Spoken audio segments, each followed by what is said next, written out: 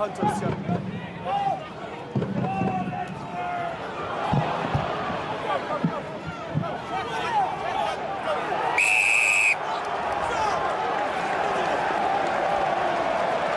Off you go.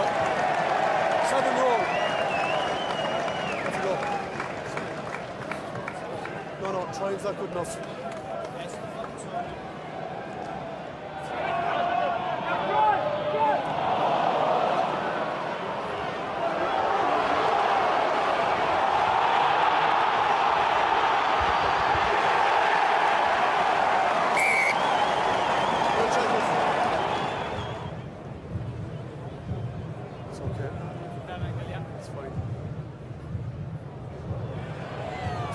Move!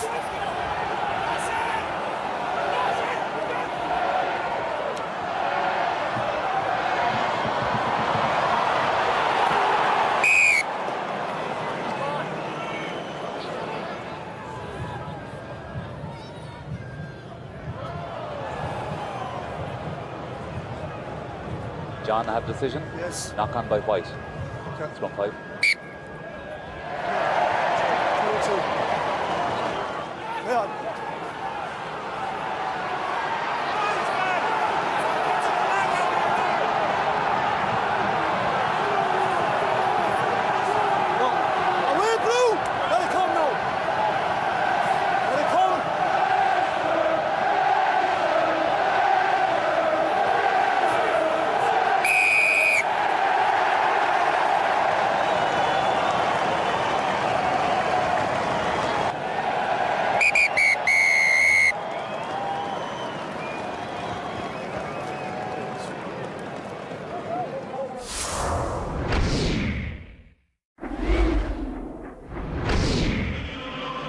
Ospreys coach Steve Tandy named a strong-looking lineup for this, the first of 2 back-to-back derbies against Scarlets over the Christmas period. His team came into the game in 4th position in the table and off the back of a good win away to Cardiff Blues in their previous Pro12 game. And Priestland's kick was on the mark to give the home side a 3-0 lead.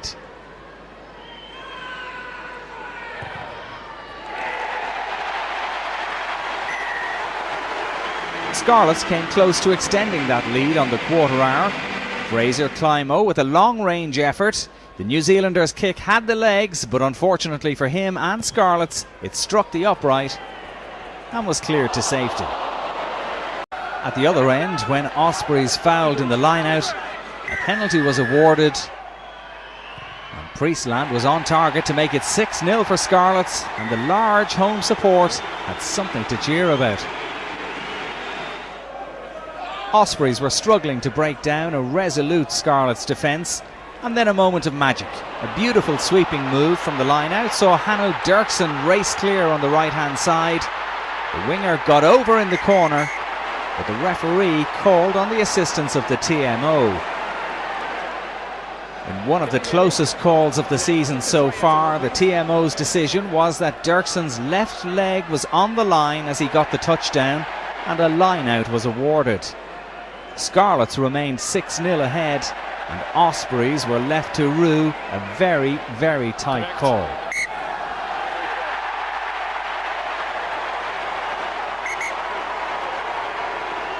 There was joy on the scoreboard eventually for Ospreys, having made progress into Scarlets territory. This time Bigger put the ball between the posts to leave just 3 points between the sides with 12 minutes remaining. The great Neil Jenkins, no doubt an admirer of the out-half's kicking ability. 6 minutes from time, Ospreys went ahead for the first time in the game. Alan Wynne-Jones imperious at the line-out, and substitute Ian Evans, with the help from the rest of the pack, barged his way over the line from close range despite the best efforts of the Scarlets' defence. A huge moment in the game and a heartbreaker for Scarlets. Bigger landed the important conversion to leave a 4-point gap between the sides, with Ospreys 10-6 ahead and not that long left to play. With just over a minute left, Wynne-Jones was sent to the bin for dragging the maul down as Scarlets made progress towards the Ospreys line.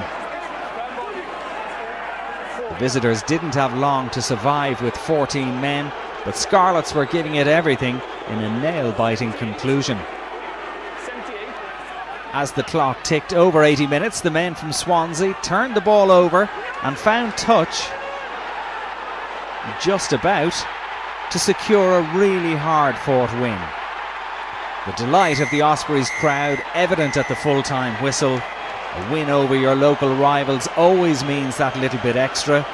Scarlets have to pick themselves up before the reverse fixture at the Liberty Stadium next time out. But the full-time score at Parky Scarlets, Scarlets 6, Ospreys 10.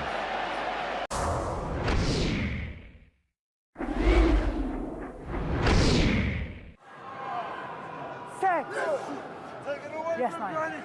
Good.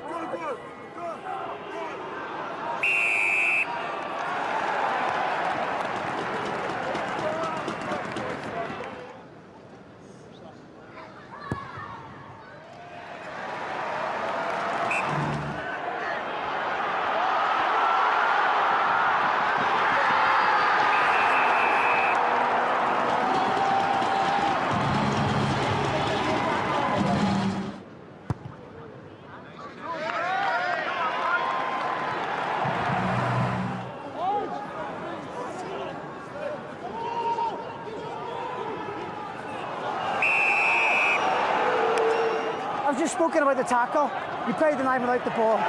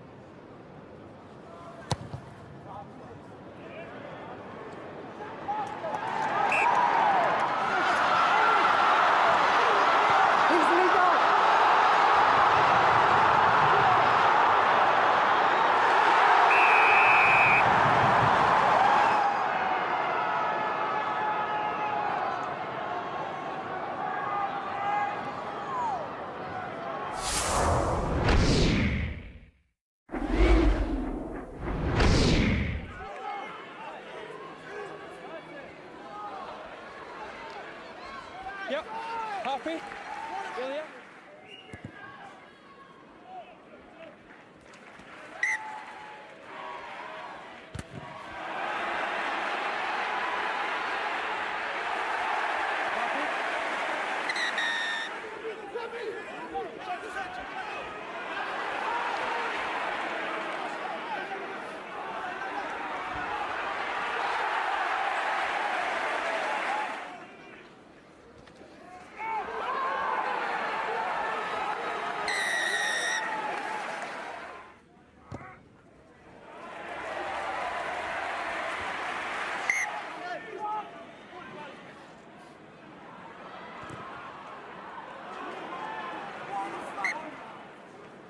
Yeah, take your time. It's fine.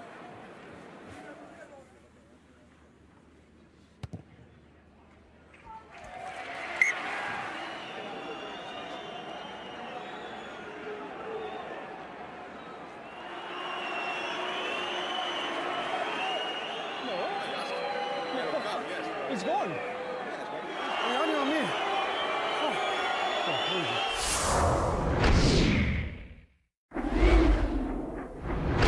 A sellout crowd at Rodney Parade cheered the first home score of the night as early as the second minute. Jason Tovey kicking a penalty over for a 3-0 Dragons lead.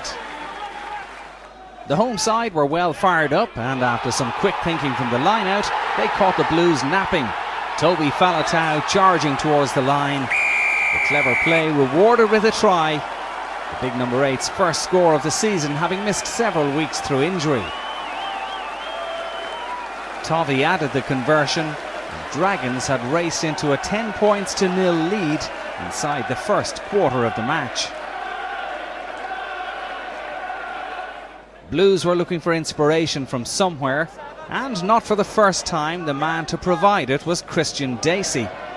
He was scoring his 4th try in 4 Pro12 games, and this one was perhaps his most impressive. The hooker is enjoying a great run and sprinted away here in the manner of a centre. The benefits of a mobile hooker well demonstrated, and when Lee Halfpenny converted, it left the score 10-7 after 27 minutes. Then as the half-time whistle neared, Halfpenny tagged on another penalty to leave the teams level at 10 points apiece at the break.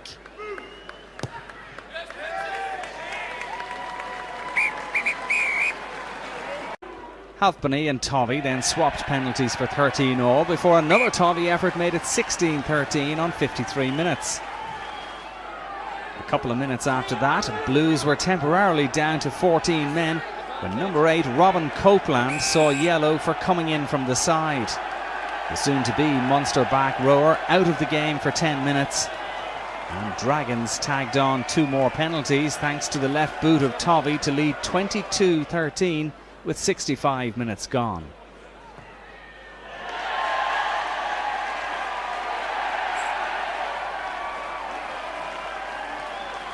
With 10 minutes left, another Halfpenny penalty brought Blues back to within a converted try of victory. But despite piling the pressure on, they couldn't get that killer score.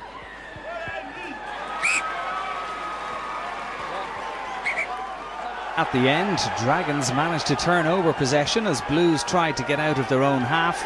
And when the ball was kicked out with the failed drop goal attempt, Tovey, the Dragons and their supporters could begin to celebrate. These two will meet again at the Arms Park next time out in what should be another hotly contested game. The final score in this one at Rodney Parade: Newport Gwent Dragons 22, Cardiff Blues 16.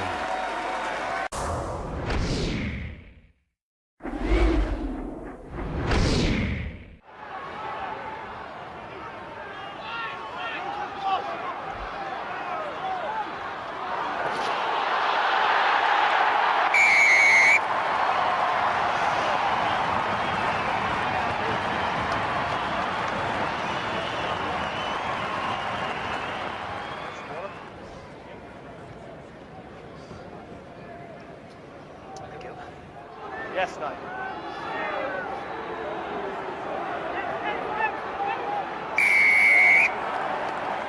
On the 1 white.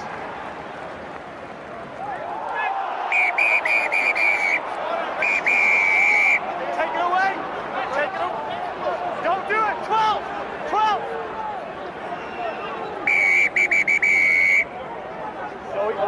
Sorry.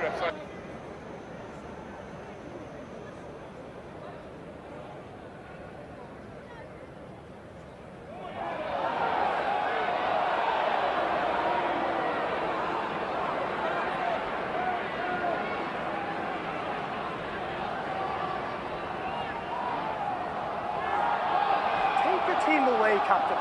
They're not helping. Now, your players instigated this by goading him. All right, that's not the first time we spoke. Excuse me. Excuse me. You've spoken about it. Right? You've retaliated with an open hand. That's also a yellow card. Thank you. Excuse me. I was trying to get struck the player. You struck the player. And Alan confirmed the penalty against red or white. Penalty is against white. Thank you. No!